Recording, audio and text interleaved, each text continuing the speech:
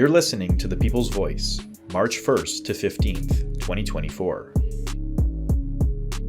Fight for equality, fight for peace. The Communist Party of Canada calls on all those who endorse the rights of women and who recognize March 8th as International Women's Day to mark this year's events with a resounding call for women's rights and equality. There is no equality possible in the face of war and genocide. Peace is a requirement for equality. Women are always a victim of war. Their rights are ignored and delayed as their homes, their families, and their communities are destroyed. In 2024, Canadian women continue to face the crisis of rising prices. Working women, whose wages have not kept up with inflation, face a daily struggle to keep themselves and their families fed, housed, and heated in an economy that has seen steep increases in the price of food, fuel, rents, and mortgages. The federal government, as well as provincial governments across the country, have signaled their intention to continue to privatize healthcare and to push the wedge of privatization further in education and other social programs. International Women's Day is a day when we gather together, finding our friends and allies in the struggle for women's rights and celebrating with them to unite our voices in our demands for peace and solidarity with the women of the world and improvements in our living standards and our rights.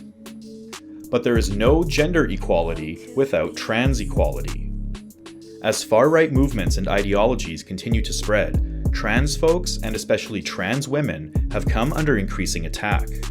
Trans communities across Canada have been the target of rising hate, including from conservative parties, which are promoting and implementing anti-trans legislation.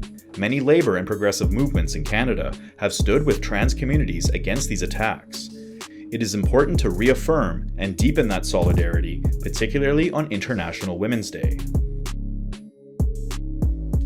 Meanwhile, we must stop to fight the McCarthyite foreign interference probe.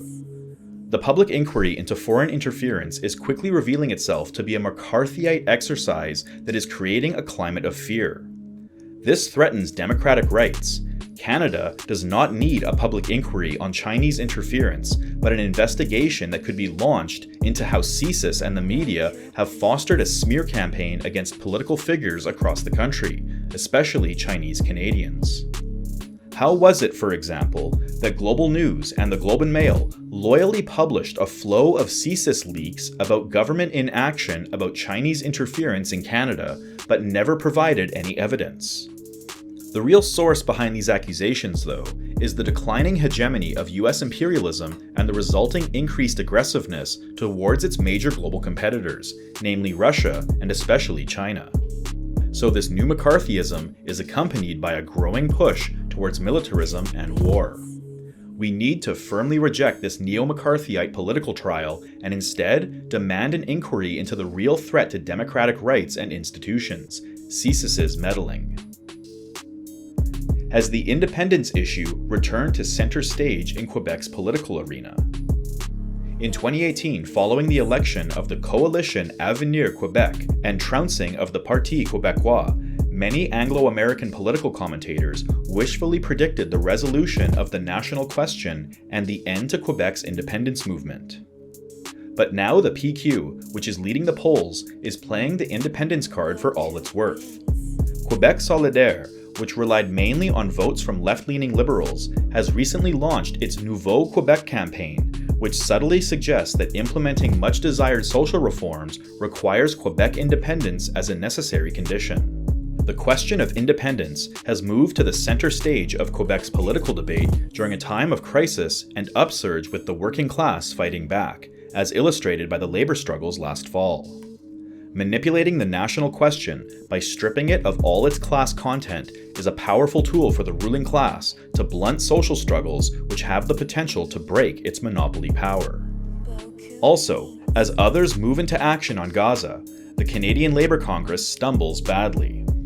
The response of the global labor movement to Israel's genocidal siege of Gaza is a blunt example of the slogan, "An injury to one is an injury to all," put into action, highlighting the importance of international labor unity in solidarity with Palestine.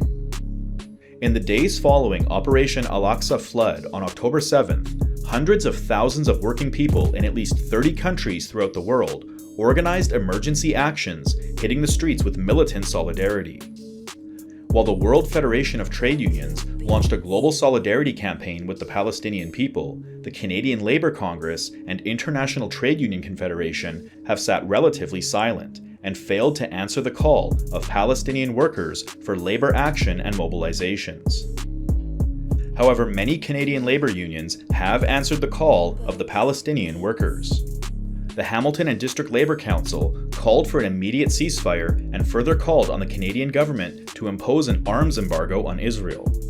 The Canadian Union of Postal Workers Local 580 condemned Canada's complicity and support for Israel and called on its members to build rallies in solidarity with Palestine and take action against companies that aid in the manufacture and delivery of arms to Israel. BC's Hospital Employees Union called on the government to take action for an immediate ceasefire and to end the siege, as well as to support Benjamin Netanyahu's prosecution for war crimes.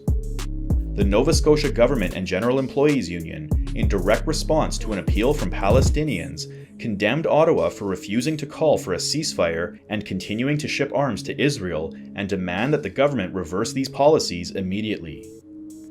While the Canadian Labour Congress shirks its responsibility, working people across the country are outraged at Israel's genocidal actions and are disgusted with Ottawa's ongoing complicity and outright support.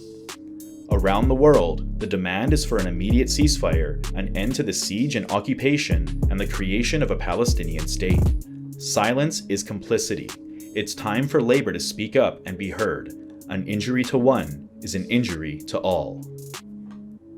That's all for now. For more stories and additional publications, check out pvonline.ca.